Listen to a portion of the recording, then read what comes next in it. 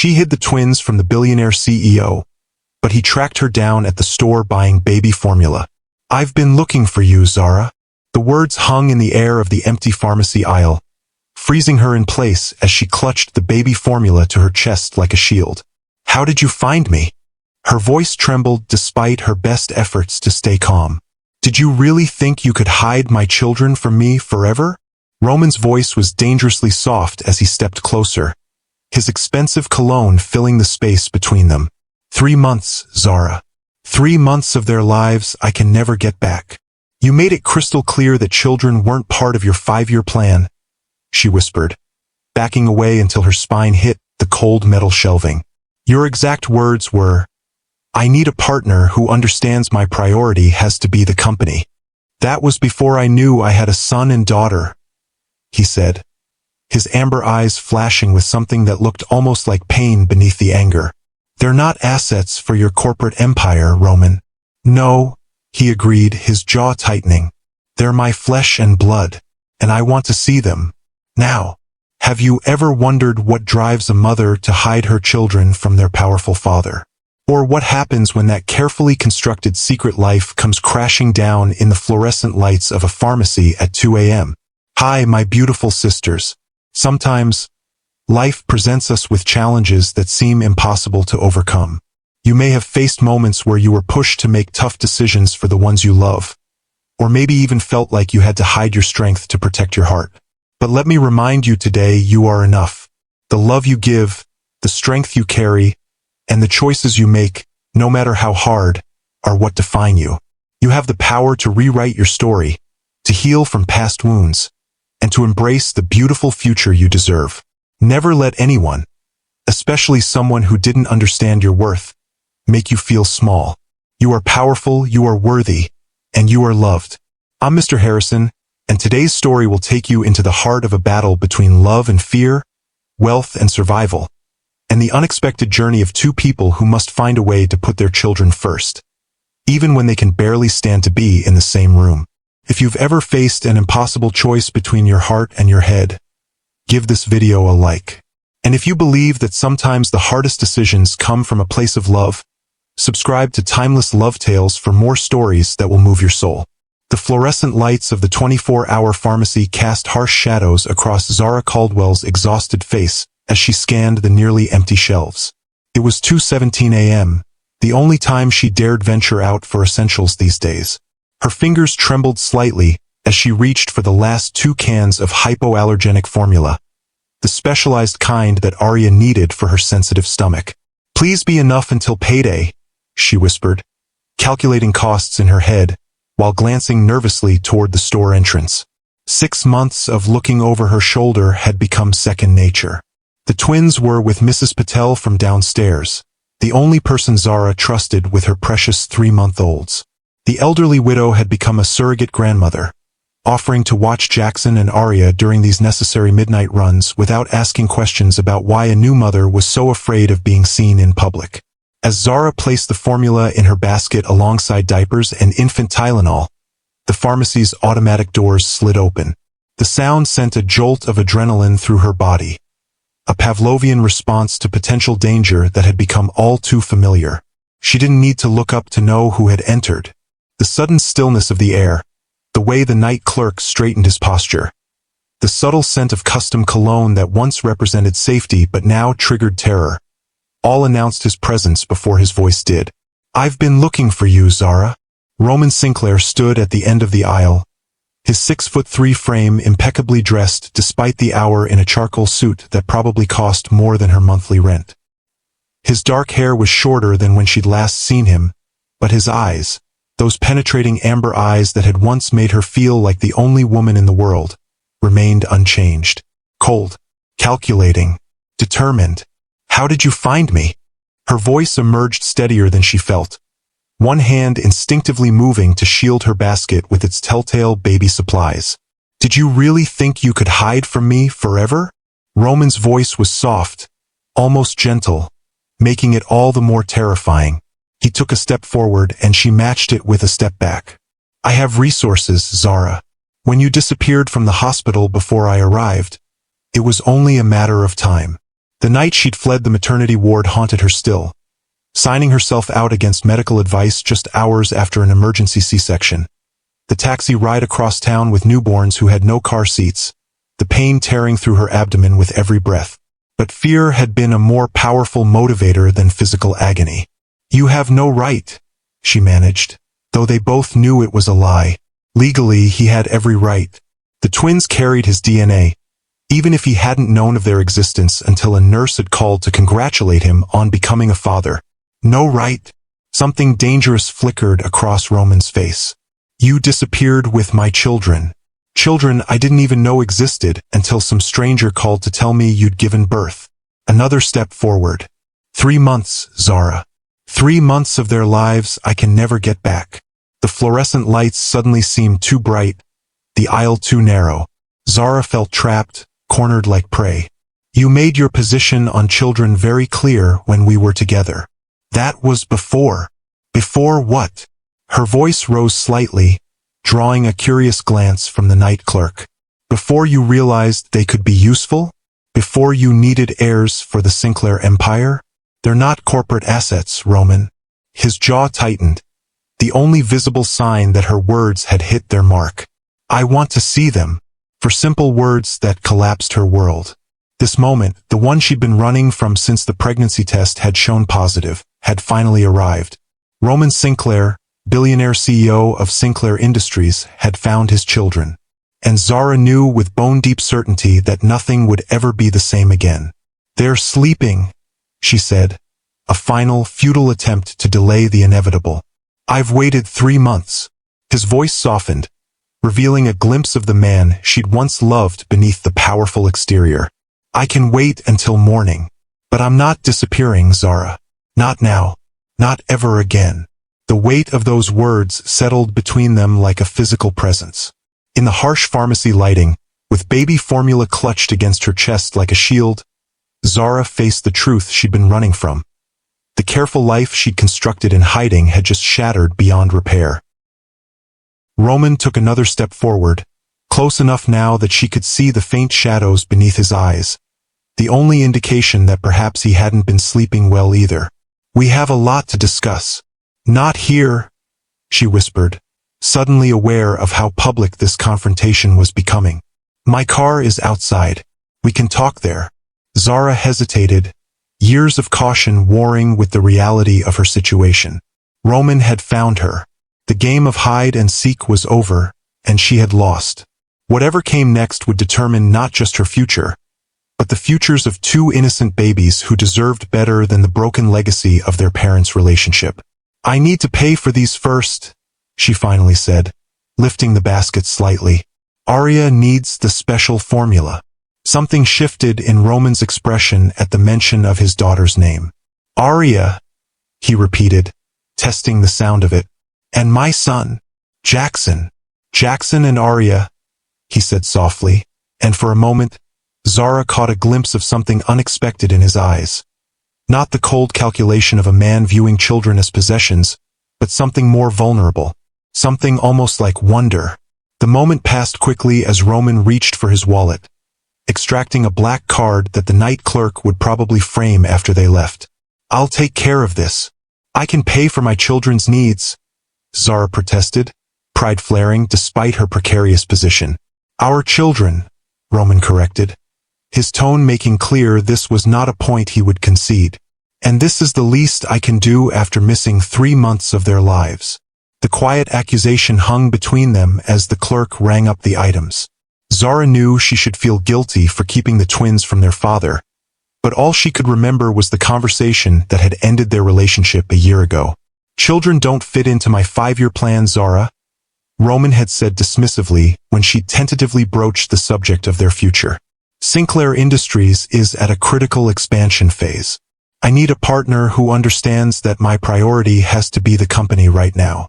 She hadn't told him about the pregnancy test hidden in her purse during that conversation. His words had made her decision for her. Now, watching him pay for formula and diapers with the casual ease of a man who had never worried about money, Zara wondered if she'd made the right choice. Not in leaving him, that had been necessary for her own survival, but in keeping the twins' existence secret for so long.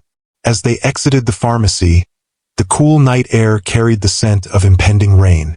Roman's car waited at the curb, not the ostentatious sports car he'd driven during their relationship, but a discreet black SUV with tinted windows and a driver who remained invisible behind the wheel. "Where are they?" Roman asked as the driver opened the rear door. "With a neighbor," Zara replied, clutching the pharmacy bag to her chest. "I need to get back to them." "I'll drive you." It wasn't a request, and Zara didn't have the energy to argue. As she slid into the leather interior that smelled of wealth and privilege, memories flooded back. Of charity galas on Roman's arm, of weekend getaways to private islands, of feeling like Cinderella in a fairy tale that was never meant to last. They had met 2 years earlier at a charity auction where Zara, then a rising interior designer, had donated her services. Roman had outbid everyone for a complete home redesign, paying 10 times the market value. When he'd approached her afterward, she'd expected to discuss color schemes and furniture styles. Instead, he'd asked her to dinner. "I don't actually need my penthouse redesigned," he'd admitted over wine at a restaurant so exclusive it didn't have a sign. "I just wanted to meet the woman whose portfolio showed such extraordinary vision." "So you spent $50,000 on a charity auction item you don't need?" She'd been both impressed and slightly appalled by the casual display of wealth. Roman had smiled, that rare genuine smile that transformed his usually serious face. "I got what I wanted, and children with cancer got funding for treatment. I'd call that a worthwhile investment." That night had been the beginning of a whirlwind romance that swept Zara off her feet. Roman Sinclair, 35 and already worth billions, pursued her with the same single-minded determination that had built his tech empire.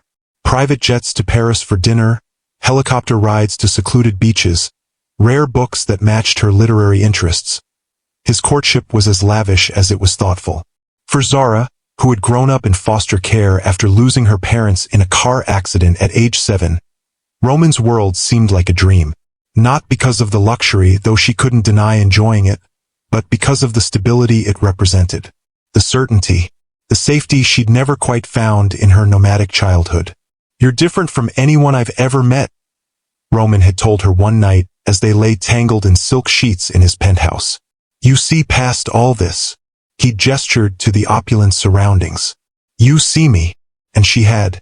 Beneath the powerful CEO exterior, Zara had glimpsed the driven, lonely boy who'd built an empire to prove his worth to parents who had never shown him unconditional love. She'd fallen for that man, the vulnerable one behind the boardroom mask, even as she'd wondered if loving him might eventually break her heart. For a while, it had seemed possible that their different worlds could merge into something beautiful. Roman had given her the key to his penthouse after 3 months. She'd moved in after 6. Her design business had flourished with connections from his social circle, allowing her to hire staff and take on high-profile projects. They'd talked about the future in vague, promising terms. Until the night she'd brought up children. The SUV pulled smoothly away from the curb, carrying them toward a confrontation 9 months in the making. In the quiet darkness of the back seat, with Roman's presence beside her both familiar and foreign, Zara finally asked the question that had haunted her since seeing him in the pharmacy. "What do you want, Roman? Really want?" He turned to look at her, his profile sharp against the passing streetlights. For a moment, the powerful CEO facade slipped, revealing something raw and honest beneath. "I want to know my children," he said simply, "and I want to understand why the woman I thought I knew would disappear rather than tell me I was going to be a father." The vulnerability in his voice caught her off guard. This wasn't the calculated approach she'd expected, the opening move in a legal chess game she was destined to lose. This sounded almost like hurt. "You made it clear children weren't in your plan," she reminded him, her voice barely above a whisper. "Plans change, Zara." His hand moved across the seat, not quite touching hers but close enough that she could feel the warmth of his skin. "People change." Rain began to fall, gentle drops against the windows creating a cocoon of sound around them. In the distance, thunder rumbled, a warning of the storm to come. As the SUV turned onto her street, Zara realized she was about to bring Roman Sinclair into the modest apartment where she'd been hiding with his children. The worlds she'd fought so hard to keep separate were about to collide. "They look like you," she said suddenly, needing him to know this one thing before everything changed. "Jackson has your eyes. And Arya, she has your determination.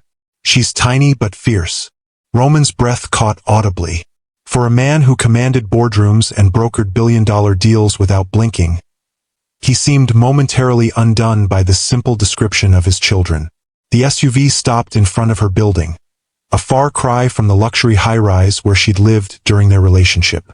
As the driver opened the door, letting in the sound of falling rain and the reality of what came next, Roman finally reached for her hand.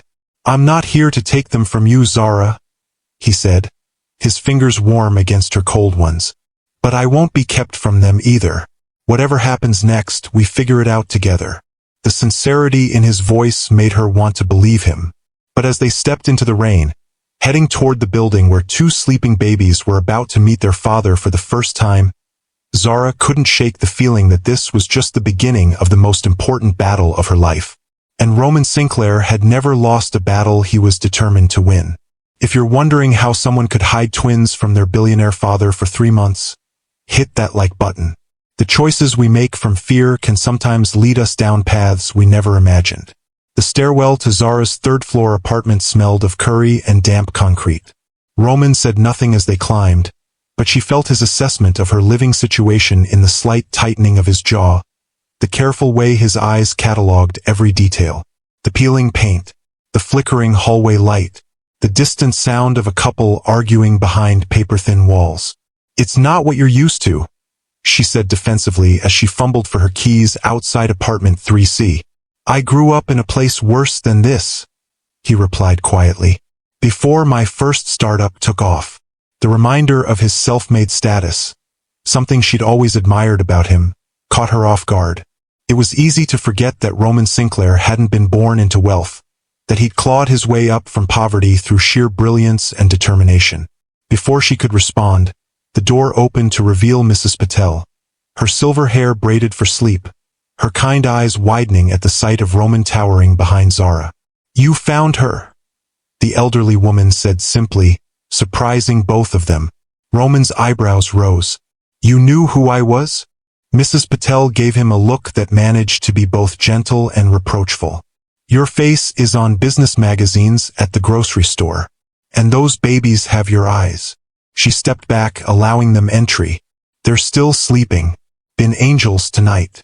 The apartment was small but meticulously organized, every inch of the 700-square-foot space maximized for functionality.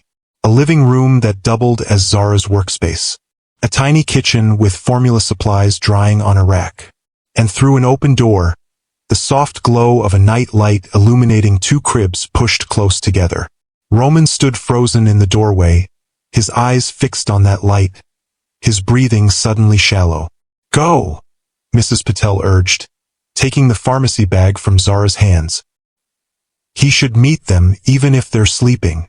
Zara nodded, her heart hammering against her ribs as she led Roman toward the nursery. She'd imagined this moment 100 different ways during her pregnancy and the months that followed. Sometimes with dread, sometimes with a secret, shameful longing for the twins to know their father.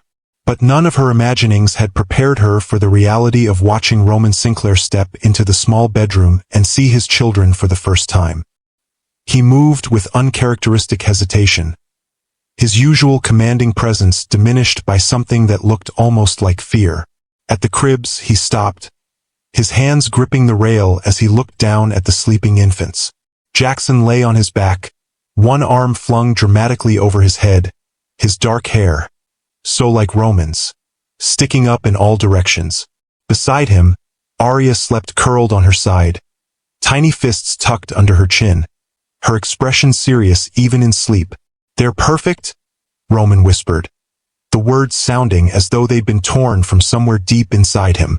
Zara stood back, arms wrapped protectively around herself, watching as Roman reached down with trembling fingers to touch Jackson's cheek. The baby stirred but didn't wake, turning his head slightly toward his father's touch. "I missed everything," Roman said, his voice rough with emotion. The birth, their first cries, the first time they opened their eyes. You said you didn't want children, Zara reminded him, though the accusation lacked its earlier heat. I said they didn't fit into my 5-year plan. He looked up at her, his eyes shining with unshed tears in the dim light. I never said I didn't want them. The distinction hung between them, heavy with implications neither was ready to address. Instead, Roman turned back to the cribs, his attention now on Arya, whose tiny form seemed even smaller next to her brother's. The doctor said she's perfectly healthy, just small, Zara offered, answering his unspoken concern. She needs the special formula because of reflux, but she's gaining weight steadily now. Roman nodded, absorbing this information with the same intensity he applied to business reports and market analyses. And Jackson? He's healthy too. Yes, he's in the 90th percentile for height and weight. The pediatrician says he'll be tall like you. A ghost of a smile touched Roman's lips. My father was tall, and his father before him. He paused, still looking at the twins. Family traits, genetics. It's strange to see parts of yourself in someone else. The moments stretched between them, fragile and charged with emotions neither had expected to feel. In the other room, they heard Mrs. Patel moving quietly, preparing to leave now that her charge was complete. I should go thank her, Zara said, reluctant to leave Roman alone with the twins but needing a moment to compose herself. Zara. Roman's voice stopped her at the door. Thank you for giving me children this beautiful. The simple gratitude, so at odds with the anger and accusations she'd expected, brought tears to her eyes. She nodded once, not trusting herself to speak, and went to see Mrs. Patel out. The elderly woman was putting on her cardigan in the living room. That man has had a shock tonight, she said quietly. But I see good in his eyes when he looks at those babies. He's angry that I kept them from him, Zara replied, helping Mrs. Patel with her sweater. Of course he is, as he should be. Mrs. Patel's directness was one of the things Zara valued most about her. But anger passes. Love for children doesn't. I'm afraid he'll try to take them from me, Zara admitted, voicing her deepest fear for the first time. Mrs. Patel patted her cheek gently. Then you must give him reason not to want to. Show him that these children need both their parents, not just one or the other. After Mrs. Patel left, Zara returned to the nursery to find Roman sitting in the rocking chair beside the cribs, his tall frame looking incongruously large in the small wooden chair where she spent so many hours nursing and soothing the twins. We need to talk, he said quietly, his eyes never leaving the sleeping babies. Not here, she whispered. They'll wake soon for their feeding. We can talk in the living room. He followed her out, closing the nursery door partway behind him. A parental instinct that seemed to come naturally despite his newness to fatherhood. In the living room, the distance between them expanded again, the brief connection they'd shared in the nursery giving way to the reality of their complicated situation. Why didn't you tell me? Roman asked, standing by the window that overlooked the street below, his back to her. When you found out you were pregnant, why run instead of just telling me? Zara sank onto the worn sofa, suddenly exhausted beyond words. You had just told me in no uncertain terms that children weren't part of your plan, that your company needed your full attention, that you needed a partner who understood your priorities. So you decided for both of us, without giving me a chance to adjust to the idea. You've never been a man who adjusts to anything, Roman. You control. You dictate. You arrange the world to suit your vision. She looked up at him, years of pent-up emotions finally finding voice. I was terrified of what would happen if I told you, that you'd either force me to terminate the pregnancy or take the babies once they were born and push me to the sidelines. He turned to face her, his expression unreadable. Is that really what you thought of me?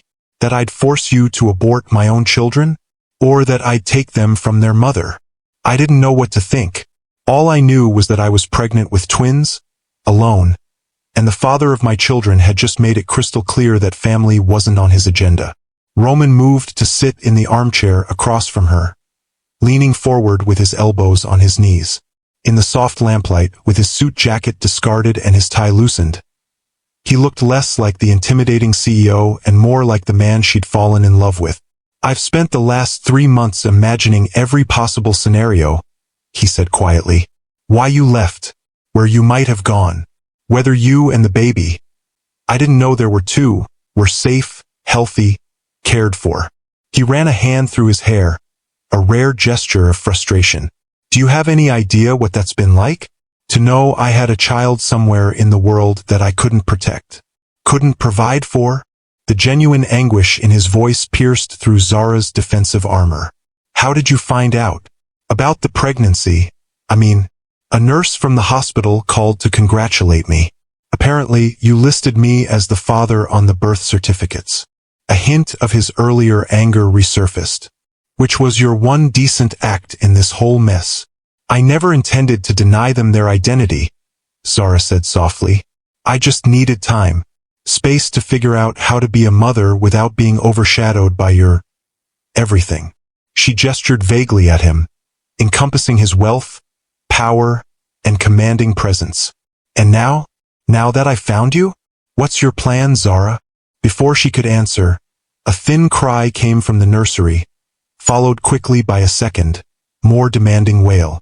The twins were awake, their timing as impeccable as it was inconvenient.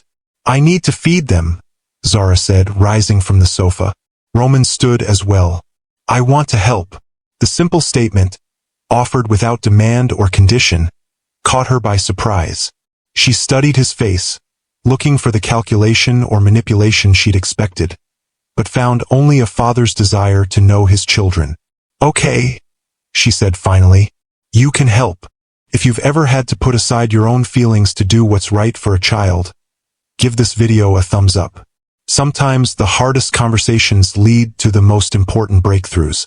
The next hour passed in a blur of activity as Zara showed Roman the basics of infant care.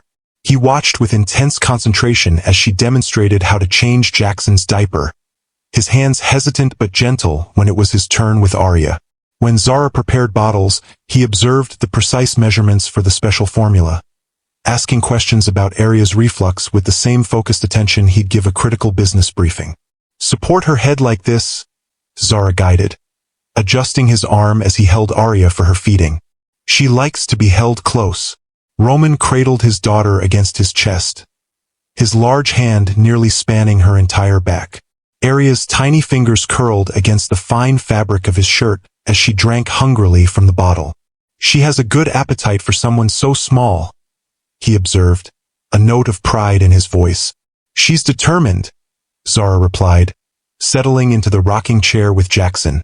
The nurses in the NICU called her the Mighty One. Roman's head snapped up. NICU? They were in intensive care. Zara realized her mistake too late. There was so much he didn't know. So many details of the twins' birth and early days that she'd navigated alone. They were premature. 34 weeks. Jackson was fine after a few days. But Arya needed help with breathing and feeding for 2 weeks. The muscle in Roman's jaw tightened. "You went through that alone." It wasn't a question, but Zara answered anyway. "Mrs. Patel helped. And the hospital staff was amazing." "That's not the point."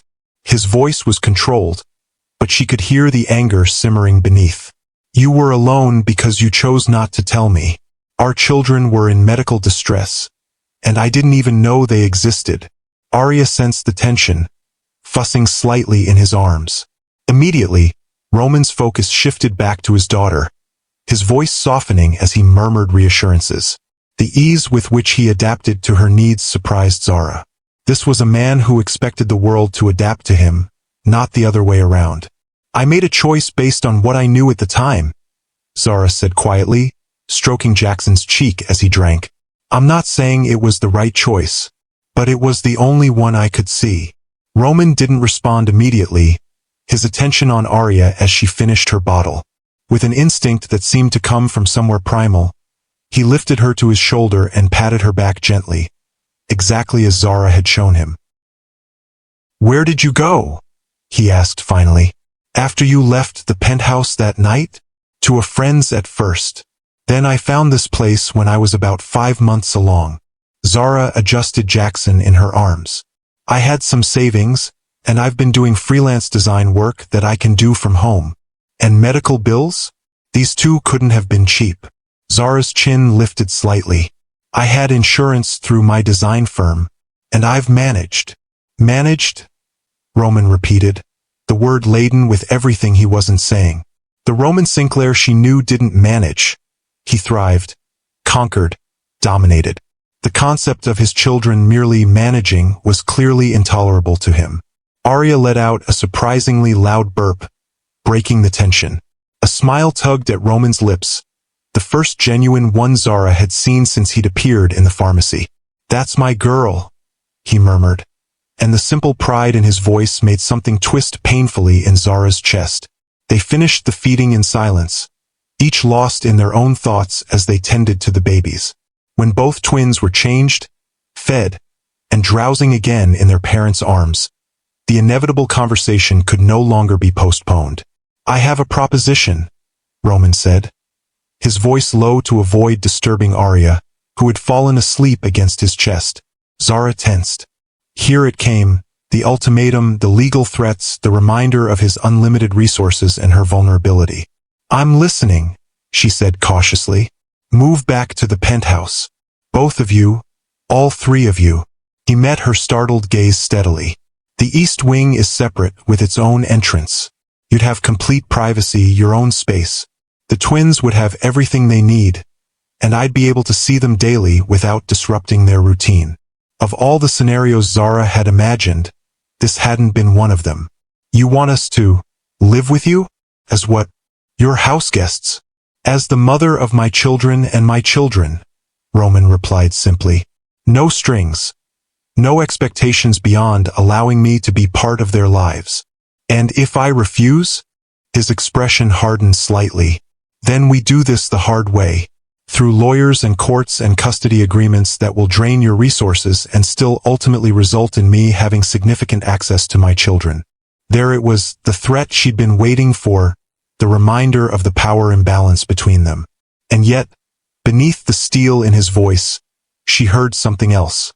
Not manipulation, but desperation. The plea of a father who had just discovered his children and couldn't bear the thought of being separated from them again. I need time to think, she said, rising carefully with Jackson to place him back in his crib. Roman followed with Arya, laying her down with a tenderness that belied his imposing presence. The sun will be up soon, he observed, glancing at the window where the first hints of dawn were lightening the sky. I'll have my driver bring breakfast at 8. We can talk more then. It wasn't a request, but neither was it a demand. It was Roman doing what he'd always done. Taking charge, making arrangements, moving pieces on the board to create the outcome he desired. Fine, Zara agreed, too exhausted to argue. 8 o'clock. At the door, Roman paused, turning back to look at her with an expression she couldn't quite read. For what it's worth, you've done an amazing job with them. They're healthy, clearly well-loved. You're a good mother, Zara. The unexpected praise caught her off guard, warming something inside her that had been cold for too long. Thank you, she managed. After he left, Zara stood in the quiet apartment, listening to the twins' soft breathing from the nursery. The night's events felt surreal. Roman finding her, meeting his children, offering a solution that was both generous and self-serving. Typical Roman, seeing a problem and immediately engineering a fix that aligned with his interests while appearing to accommodate hers. Moving to the penthouse would solve her financial struggles and give the twins access to the best of everything. But it would also place her back under Roman's influence, in his space, subject to his rules and expectations. The very situation she'd fled when she discovered she was pregnant. And yet, watching him with the twins, the genuine wonder in his eyes, the natural way he'd held them, his immediate concern for their health and well-being, had forced her to question her assumptions about what kind of father he would be. The Roman she'd known had been brilliant, driven, occasionally ruthless in business, but also capable of surprising tenderness in private moments. He'd never been cruel to her, never manipulative in the way she'd feared when she ran. Her decision to hide the pregnancy had been based on his stated priorities and her own insecurities, not on any actual evidence that he would be a bad father. Had she misjudged him? Made a catastrophic error that had deprived her children of their father and Roman of the chance to know them from birth? As dawn broke over the city, Zara curled up on the sofa, too wired to sleep despite her exhaustion. In a few hours, Roman would return, expecting an answer to his proposition. And she had no idea what that answer would be. True to his word, at precisely 8 o'clock, there was a knock at her door. When she opened it, she found not Roman but his driver, laden with bags from an upscale breakfast place and, more surprisingly, 2 large boxes from an exclusive baby boutique. "Mr. Sinclair sends his apologies," the driver explained, setting the bags on her kitchen counter. "An emergency board meeting called him away. He asked me to deliver these and to tell you he'll be here at noon." After the driver left, Zara investigated the boxes, finding designer baby clothes in precisely the right sizes, more of Area's special formula than she could have afforded in a month, and a state-of-the-art baby monitor system that probably cost more than her rent. Attached was a note in Roman's distinctive handwriting. "For our children. No strings attached regardless of your decision. R." The gesture was both thoughtful and calculated, addressing immediate needs while demonstrating what life with Roman's resources could mean for the twins. As she fed them in their new outfits, Zara couldn't deny how much easier certain aspects of parenting would be with Roman's wealth behind them. But money wasn't everything, and ease wasn't the only consideration. What kind of father would Roman actually be? Would he see the twins as individuals to nurture or as extensions of himself to mold in his image? Would he respect her role as their mother, or would he gradually edge her aside with his dominant personality and unlimited resources? At noon, another knock came. This time, when Zara opened the door, Roman stood there himself, looking slightly rumpled by his standards. His tie askew, faint shadows under his eyes suggesting he hadn't slept any more than she had. "I brought lunch," he said, holding up bags that smelled deliciously of her favorite Thai restaurant. A detail from their past he'd apparently remembered. "Come in," she replied, stepping aside. "The twins are napping." Roman set the food on the small dining table, his eyes taking in the apartment in daylight, the worn furniture, the carefully organized baby supplies, the design sketches pinned to a corkboard above Zara's small desk. His gaze lingered on a framed photo of the twins in the NICU, tiny and vulnerable in their incubators. "I missed so much," he said quietly. "Yes," Zara acknowledged, unable to deny the truth of it. "But they're only 3 months old. You haven't missed their first words or steps or all the big milestones still to come." Roman turned to look at her, something shifting in his expression. "Is that an opening for negotiation I hear?" "It's an acknowledgement of reality," she corrected, moving to the kitchen to get plates. "They're your children too. Keeping them from you completely was never going to be a long-term solution." "Then you'll consider my offer?"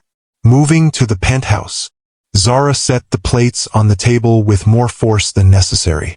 "I'll consider a custody arrangement that allows you to be part of their lives without uprooting mine completely." Roman's jaw tightened, but he didn't immediately argue, a restraint that surprised her. Instead, he began unpacking the food, the familiar routine of their many shared meals creating an odd sense of déjà vu. "Tell me about the birth," he said as they sat down to eat. "I want to know everything." The question caught Zara off guard. She'd expected demands, negotiations, perhaps even threats. Not this simple request to share an experience he'd missed. "It was intense," she began hesitantly, picking at her pad thai. "My water broke at 34 weeks. I was terrified." As they ate, Zara found herself telling Roman everything. The emergency C-section when Aria's heartbeat became erratic, the first time she'd held Jackson while Aria remained in intensive care, the nights she'd spent sleeping in a chair beside the NICU incubator, determined that her daughter wouldn't be alone. Roman listened with rapt attention, asking questions that revealed his need to visualize these moments he'd missed. When she described the twins' first night home, how she'd barely slept, checking their breathing every few minutes, something in his expression softened. "You did all of this alone?" he said, not as an accusation this time, but with a kind of wondering respect. I wasn't entirely alone, Zara admitted. Mrs. Patel has been amazing, and there's a single mother's support group at the community center that helped with practical things. Still, Roman set down his fork, his food barely touched. It should have been me helping you through those nights, driving you to doctor's appointments, worrying with you when Arya was struggling. The regret in his voice seemed genuine, making Zara question again whether she'd misjudged him so completely. Why did you really say you didn't want children? She asked suddenly. Was it truly just about the company's expansion? Roman was quiet for a long moment, his eyes fixed on the photo of the twins. My father was not a kind man, he finally said. Success was the only acceptable outcome in our house.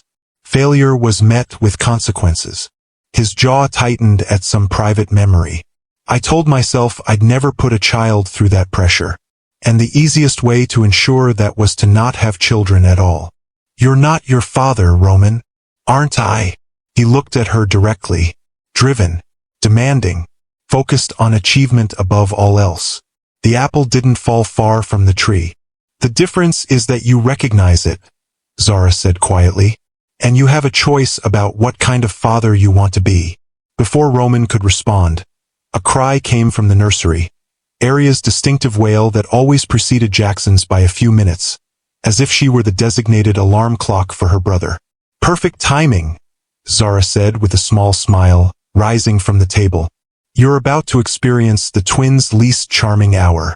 They're always fussy after their midday nap. To her surprise, Roman rolled up his sleeves and followed her without hesitation. Show me what to do. The next 2 hours were a crash course in the realities of parenting twins. Arya refused her bottle, arching her back and screaming until Roman, on instinct, began walking her around the apartment, patting her back in a rhythm that somehow calmed her immediately. Jackson, not to be outdone, produced a diaper blowout of epic proportions that required an emergency bath, soaking both Zara and the bathroom floor in the process. Through it all, Roman remained unflappable, handling each crisis with the same focused determination he brought to business deals.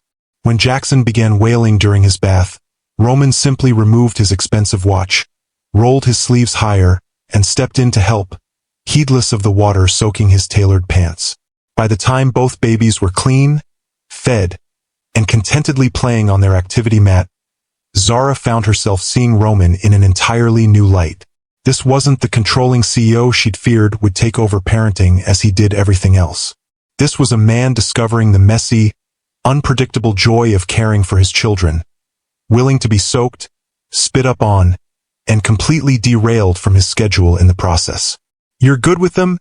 She admitted as they watched the twins batting at colorful hanging toys. Better than I expected. They make it easy, Roman replied, his eyes never leaving his children. They're perfect. The simple statement, delivered with such genuine wonder, cracked something open in Zara's heart. This was the Roman she'd fallen in love with, the man capable of complete devotion beneath his controlled exterior. I've been thinking about your proposition, she said carefully. Roman turned to look at her, his expression guarded. And I won't move to the penthouse. That chapter of our lives is over, and I need my independence. She held up a hand when he started to object. But I'm willing to consider a different arrangement. A place of our own, the twins and me, close enough that you can be part of their daily lives. Shared custody, with boundaries we both agree to respect. You'd need financial support, Roman said, his mind already working on practical details. A suitable place in a good school district. Childcare when you return to work. Healthcare. Education funds. I'm not asking for your money, Roman. They're my children, he interrupted, a flash of the old commanding Roman surfacing. Providing for them isn't optional for me. It's non-negotiable. Zara studied him, recognizing the stubborn set of his jaw. Some battles weren't worth fighting, especially when they came from a place of genuine care rather than control. Fine, she conceded, but I maintain my career, my independence. My role as their mother isn't diminished by your involvement. Agreed. Roman's quick acceptance surprised her. I don't want to replace you, Zara. I just want to be their father. The simplicity of the statement, stripped of legal threats and power plays, resonated with the truth. Whatever their past, whatever mistakes had been made on both sides, they now shared the most important connection possible. Two small lives depending on them both. We'll need to establish some ground rules, Zara said, already thinking ahead to the practical challenges of co-parenting with a man accustomed to having his own way in everything. I'm open to negotiation, Roman replied, a hint of his old smile appearing. Contrary to popular belief, I can compromise when properly motivated. Arya chose that moment to let out a delighted squeal, drawing both parents' attention back to the activity mat where she had managed to grasp a dangling star. Her triumphant expression was so comically proud that they both laughed. A shared moment of parental joy that bridged the chasm of hurt and misunderstanding between them. She gets that from you, Zara said softly. That look when you accomplish something difficult. And Jackson has your focus, Roman observed, watching his son methodically batting at each toy in sequence.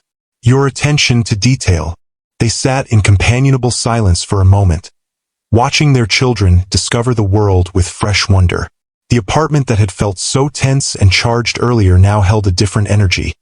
Not the rekindling of romance, but the tentative foundation of a partnership built around the twins. I was wrong not to tell you about the pregnancy, Zara admitted finally. Whatever my fears, you deserve to know. And I was wrong to make you feel that children weren't part of my vision for the future, Roman countered. I spoke from fear, not truth. It wasn't quite forgiveness, not yet. There were too many hurt feelings, too many missed moments to be so easily reconciled. But it was a beginning, an acknowledgement of mistakes on both sides and a commitment to do better for the sake of Jackson and Arya. 6 months later, Zara stood in the kitchen of her new townhouse, watching through the window as Roman pushed the twins in their stroller around the small private garden. At 9 months old, they were thriving, Jackson already trying to pull himself up to stand, Arya babbling constantly in what seemed like her own private language. The transition hadn't been easy. There had been arguments about schedules, parenting philosophies, and boundaries. Roman's tendency to solve problems by throwing money at them had clashed with Zara's desire for the twins to have a grounded childhood despite their father's wealth. His workaholic habits had required adjustment to accommodate the unpredictable demands of infant care. But there had also been unexpected moments of grace. The night Arya had spiked a fever and Roman had stayed awake with her until dawn, refusing to leave even when Zara insisted she could handle it. The Saturday morning Zara had arrived to find Roman and Jackson both asleep on the nursery floor, surrounded by building blocks after an apparently epic play session. The gradual realization that they were, despite everything, becoming something like a family, unconventional, still healing, but united in their love for the twins. The townhouse had been a compromise, close to Roman's office but in a neighborhood Zara loved, with a garden for the twins and a home office where she could continue her design work. Roman had insisted on buying it outright and putting it in Zara's name, a gesture of security for the twins that had finally convinced her he wasn't trying to control her through financial dependence. Their custody arrangement had evolved organically, Roman taking the twins 2 nights a week at his penthouse, which now featured a fully equipped nursery, and spending most evenings at the townhouse for dinner and bedtime routines. They weren't a couple again, but they had become something perhaps more important. Partners in the most significant project of their lives. Outside, Roman looked up and caught Zara watching. He smiled. Not the calculated charm he showed the business world, but the genuine expression she'd first fallen for years ago. He pointed to something in the garden, and both twins turned their heads to look, their matching dark curls catching the sunlight. In that moment, Zara felt a peace she hadn't expected to find when Roman had confronted her in that pharmacy 6 months earlier. The fear that had driven her to hide her pregnancy, to flee the hospital, to live looking over her shoulder. It had transformed into something else. Not trust exactly, that would take more time to fully rebuild, but faith in the future they were creating for Jackson and Arya. As she stepped outside to join them in the garden, Zara reflected on the journey that had brought them here. From a midnight confrontation in a pharmacy aisle to this peaceful afternoon, they had navigated a path neither could have anticipated. "Mama!" Jackson called when he saw her, his newest word still thrilling every time she heard it. "They've been watching butterflies," Roman explained as she approached. "Arya tried to catch one."